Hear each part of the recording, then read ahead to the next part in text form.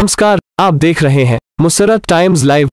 एक नजर आज की इस विशेष रिपोर्ट पर। श्री श्री 1008 रुद्र महायज्ञ के चौथे दिन कथावाचक बाल विदुषी प्रेरणा किशोरी ने श्रीमद् भागवत कथा का पाठ किया। इस पर हमारे संवाददाता दिलीप यादव की एक रिपोर्ट।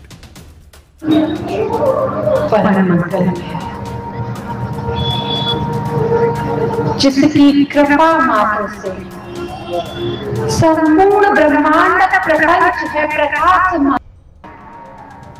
ब्रह्म किसको कहते हैं? परमात्मा किसको कहते हैं? कि परम ब्रह्म परमात्मा, परम ब्रह्म परमात्मा। जिसकी इच्छा मात्र से, कृपा मात्र से संपूर्ण ब्रह्मांड प्रकाशमान है। और कितनी कृपा!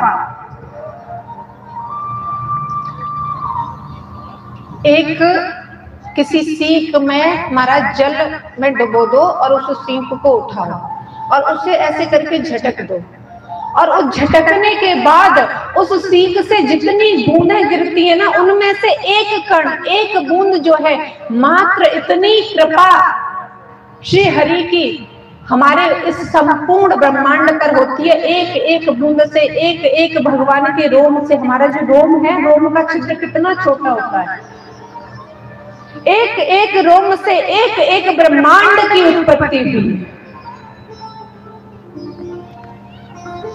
ऐसे प्रकाशमयी, ऐसे परम ब्रह्म परमात्मा, उस ईश्वर की हम उपासना करते हैं, उस ईश्वर की कथा को श्रवण करते हैं।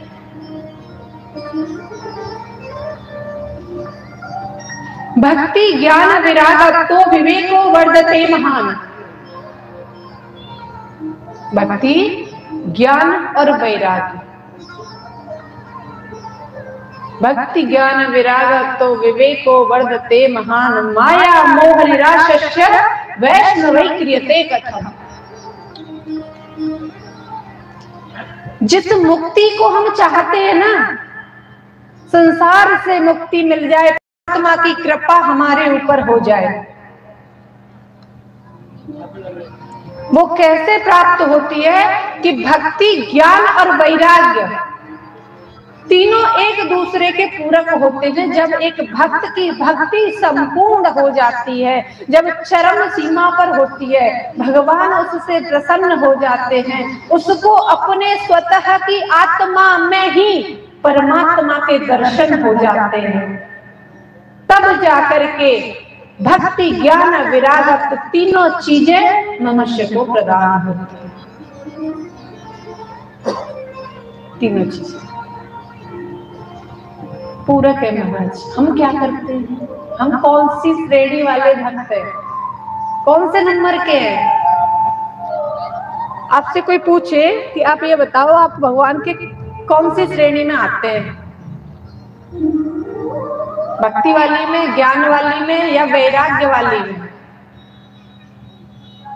कोई बता सकता कौन सी में?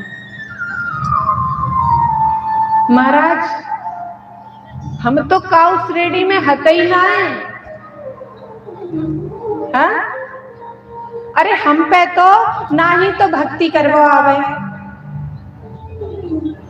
और ना ही हमारे अंदर ज्ञान है।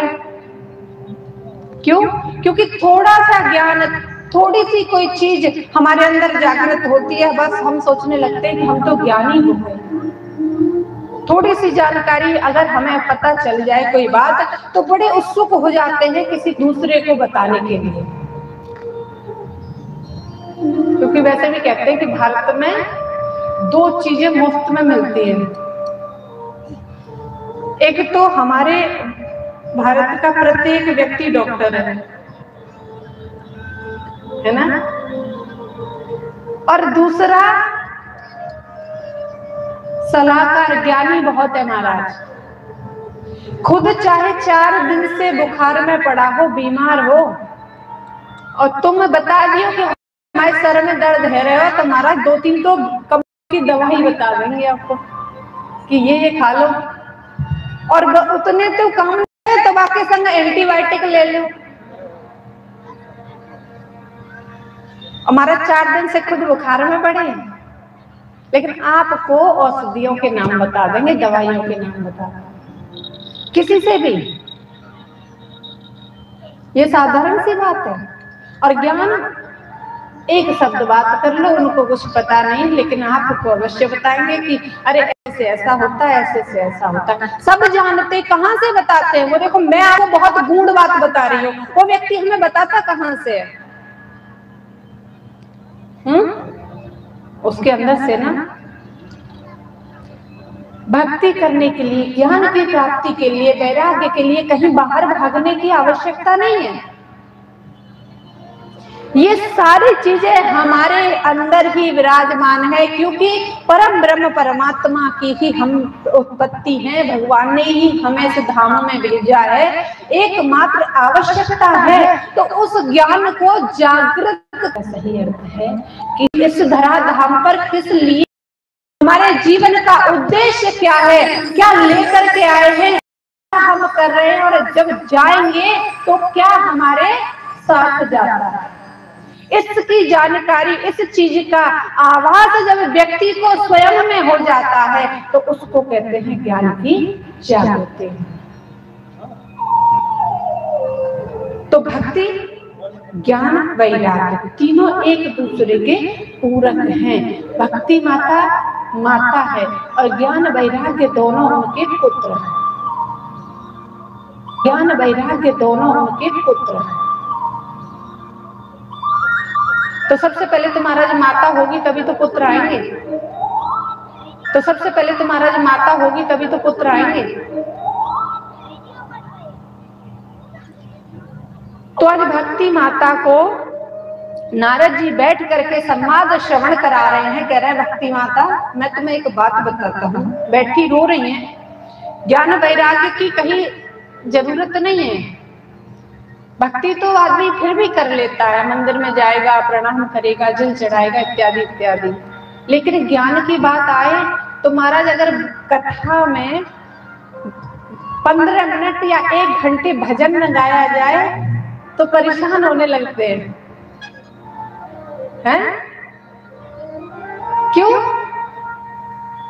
क्यों हम नहीं सुन पाते कथा की बातें बहुत देर तक? क्योंकि ये हमारा जो मन है ना, जो हमारी 5 इंद्रियां हैं, जो वो विचलित रहती हैं।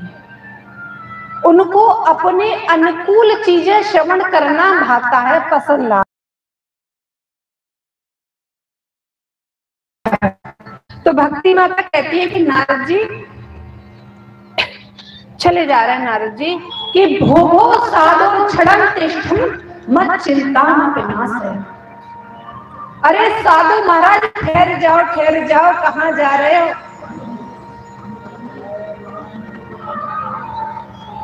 बोले क्या हुआ देवी? बोले दर्शनम तब लोकस्य सर्वथा गहरम परम।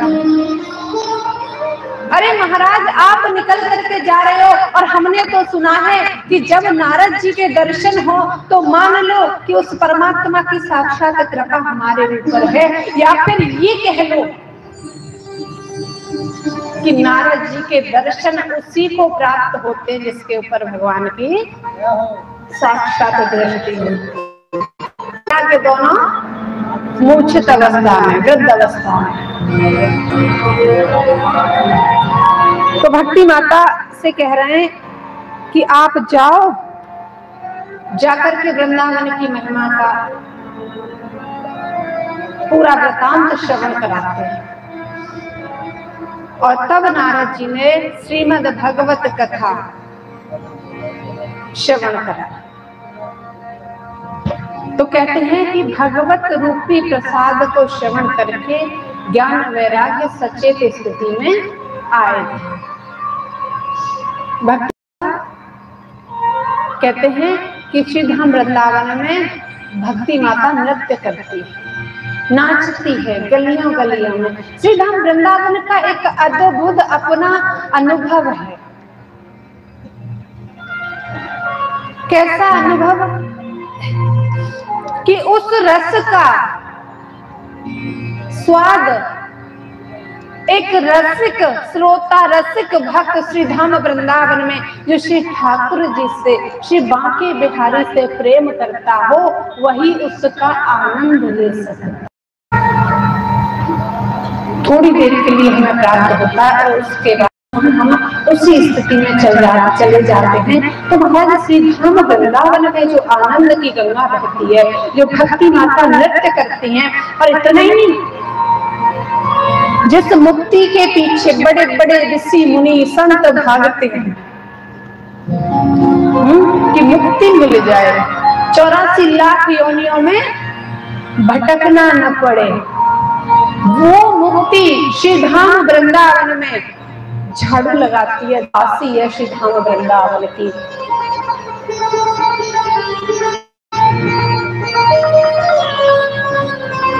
तो ऐसी पावन महिमा है श्री धाम वृंदावन की। वृंदावन कल्प वृक्ष है। ठाकुर सेवा जब होती है, बिहारी जी की सेवा जब होती है, आहा, भक्त तो उनके श्रृंगार का ही दर्शन करते हैं।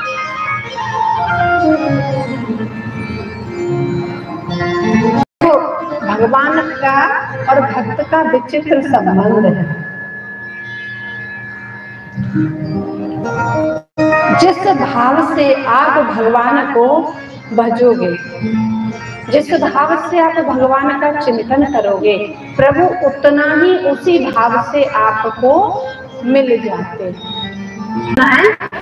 कि अरे, क्योंकि बहुत जगह ये बात उठ जाती है कि अच्छा दीदी ये बताओ किशोरी जी, आप कह रही हो कि भगवान के धाम चले जाओ, ये चले जाओ, लेकिन हम ये काम न करें तो जीवन कैसे चलेगा? तो तुलसी बाबा ने कहा, कर से कर्म करो विदिनाना, मन राखो जहाँ कृपा न जहना। बोले कार्य के लिए मना नहीं किया है, कर्म को तो सबसे श्रेष्ठ बताया गया है, कर्म ही पूजा है, कर्म ही प्रधान है, लेकिन उस कर्म में, उस कार्य में आसक्त हो जाना,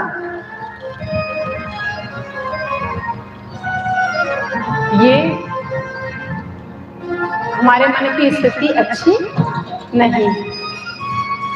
तो वृंदावन धाम में भक्ति, मुझे तो ऐसा लगता है महाराज कथा तो श्रवण कर लो, ठीक है, और बहुत कथा लोग बाग श्रवण भी करते हैं, बहुत बड़ी बात नहीं है। आजकल चैनलों पे, यूट्यूब पे जहां देखो वहां कर लो। बात जिन आए कि तुम कथा सुन रहे कि ना सुन रहे, कि कितनी बार सुने या कितने घंटा सुन रहे हैं। सही बात तो महाराज ये है कि तुम अपने अंदर उतार कहाँ रहे हो, तुम्हारे जीवन पे बाको असर कहाँ पड़ रहे हो। हमारा मूल उद्देश्य है क्या?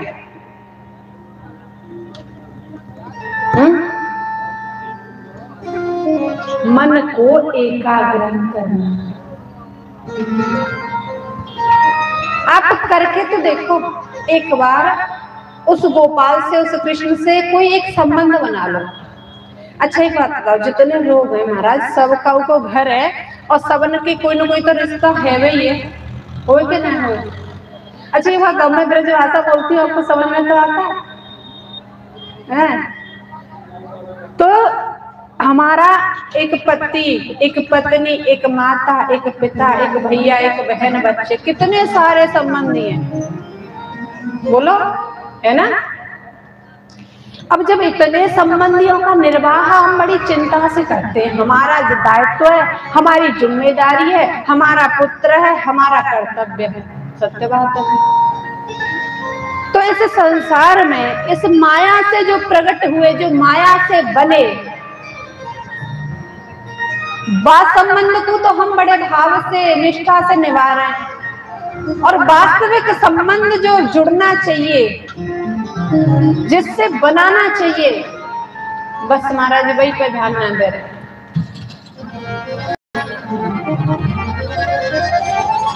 भगवान के साथ, क्यों?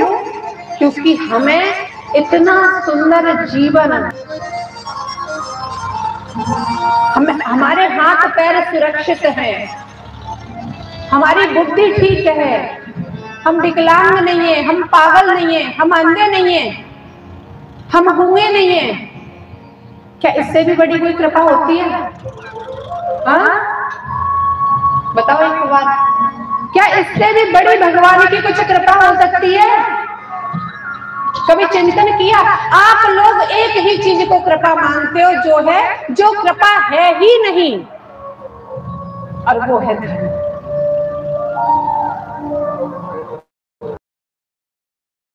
कि अगर पैसा है तो हमारे ऊपर कृपा है, अन्यथा कृपा नहीं प्यारे, ऐसी बात नहीं है। हम सुरक्षित हैं, बढ़िया हैं, चल रहे, फिर रहे, खा रहे, हम मन से स्वस्थ हैं, बस श्री ठाकुर जी की बहुत बड़ी कृपा है। क्योंकि धन और यश अपने कर्मों के अनुसार कमाया जाता है, ना कि श्री हरि की कृपा से। भगवान तो सबको एक जैसा बनाते हैं, भगवान किसी में भेदभाव नहीं करते। माता पिता भेदभाव करते हैं क्या? बताओ। भगवान कभी भेदभाव नहीं करते, सबकी रचना एक जैसी करती है। हम अपनी बुद्धि, अपना विवेक, अपने कर्तव्य, अपने संस्कारों से अपना जीवन किस प्रकार से व्यतीत करते हैं, इसके जिम्मेदार स्वयं हम होते हैं।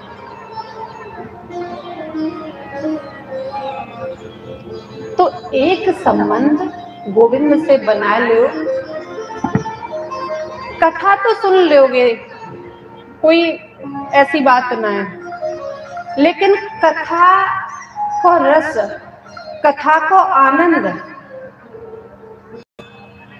श्री किशोरी जी से, श्री ठाकुर जी से मिलन की अनुभूति,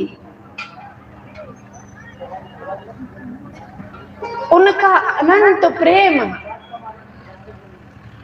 उनकी कृपा, उनके दर्शन, जब तक हमारे हृदय में श्री ठाकुर जी के लिए भक्ति नहीं होगी, समर्पित भाव नहीं होगा, उनका स्थान हमारे हृदय में नहीं होगा, तब तक ये चीजें हमें प्राप्त नहीं होंगी। हम इस रस की, इस अमृतमयी रस की अनुभूति नहीं कर पाएंगे, क्योंकि श्री किशोरी जी की कृपा इतनी सहज में, इतनी आसानी से प्राप्त नहीं।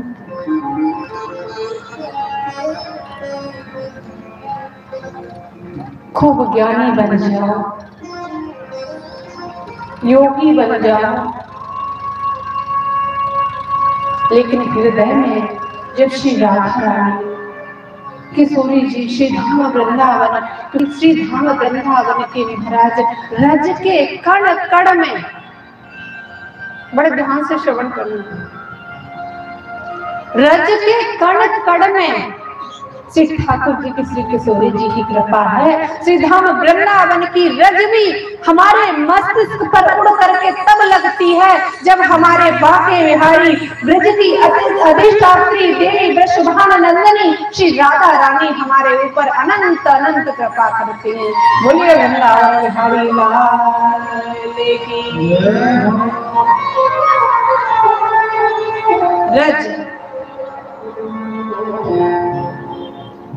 रज समझते हो ना? मिट्टी,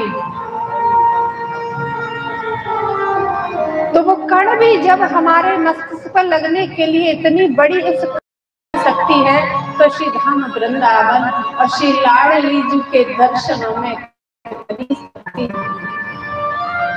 कुछ करो नहीं, कुछ अधिक करने के चक्कर में पड़ो नहीं, क्योंकि अधिक ज्यादा करने के चक्कर में पड़ोगे तो भ्रमित हो जाओगे, भटक जाओगे। कुछ मत करो, बस नेत्र बंद करके श्री ठाकुर जी के सामने बाके बिहारी भोले बाबा जिस भी इष्ट को मानते हो अनंत प्रेम करो, नेत्र बंद करके शांति से बैठ जाओ, उनकी कथा श्रवण करो, उनकी सेवा के दर्शन करो। जब कृपा मिल जाएगी, जब दृष्टि हो जाएगी, तो जिस यश, जिस सम्मान, जिस धन के पीछे आप भाग रहे हो, वह स्वतः ही आकर के आपको मिल जाएगा, क्योंकि एकमात्र श्री ठाकुर जी, श्री परम ब्रह्म परमात्मा श्री राधा रानी की भक्ति ही ऐसी है जो इस लोक का सुख दे करके परलोक सवार देती है। इस लोक का तो सुख मिलता ही मिलता है। भगवान का भक्त कभी दुखी कभी कष्ट में नहीं सकता प्यार।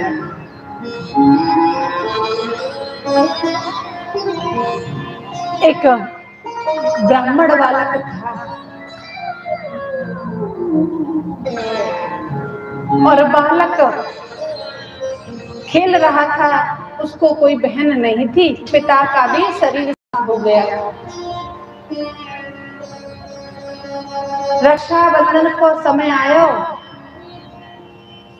ब्राह्मण बालक मैया के पास गयो, बोलो मैया एक बात बता, मेरे सबरे सखा अपने हाथ में इतनी बड़ी बड़ी राखी बनवा के फिर रहा है,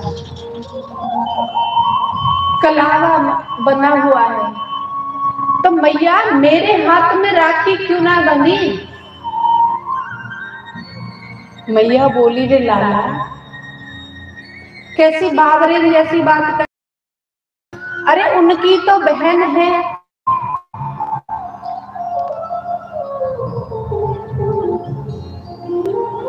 आ गई और अपने अपने भैया को राखी बांध गई।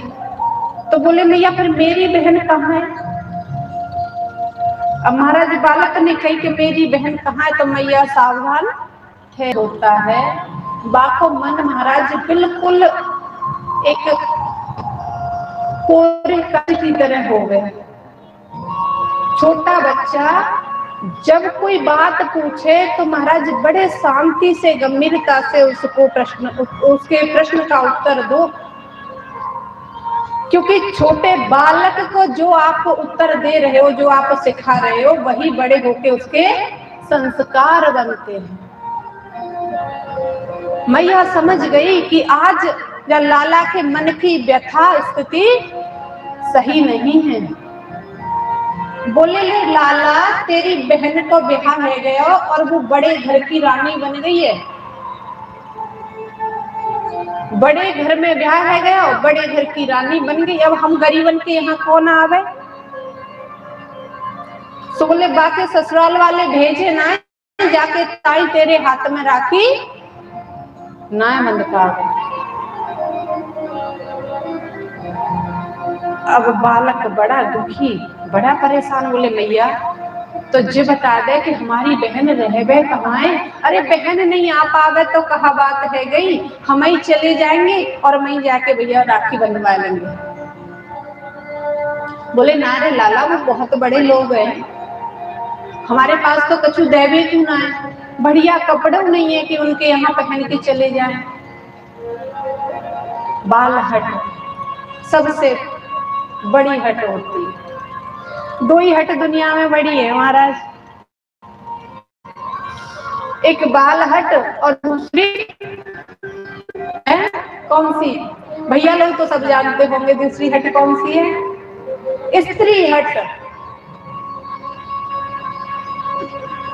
घर में अगर स्त्री किसी बात की जिद करके बैठ जाए तो प्रभु जी भलाई उसी में है कि मान लो, क्योंकि माननी तो आपको पड़ेगी, राजी या गैर राजी। हाँ? तो स्त्रियों का स्वभाव हट करने का होता है और बड़ी छोटी छोटी हट होती है जिद। तो एक बाल स्वभाव और एक स्त्री स्वभाव दोनों ही हटीले होते हैं। और एक और बात है इसके पीछे, गृहिणी। आप क्या कहते हो अपने घर की बहू या पत्नी या किसी को घर में जो व्यवस्था देखती है, घर का जो पूरी देखती है, उसको क्या कहते हो? गृहिणी। जानते हो उसका मतलब क्या हुआ? हाँ? गृहिणी का मतलब हुआ ग्रह, पूरे ग्रह, पूरा घर जिसका ऋणी है। एक जो गृहिणी जिसका ये कहते हैं कि अरे ये तो घर में रहती है, भोजन बनाना काम है। एक स्त्री जब घर में रहती है तभी वो घर मंदिर बनता है, तभी उस घर की तरक्की होती है, तभी उस घर का उत्थान होता है। इसीलिए ये कहा जाता है कि घर की स्त्री ही घर की लक्ष्मी होती है।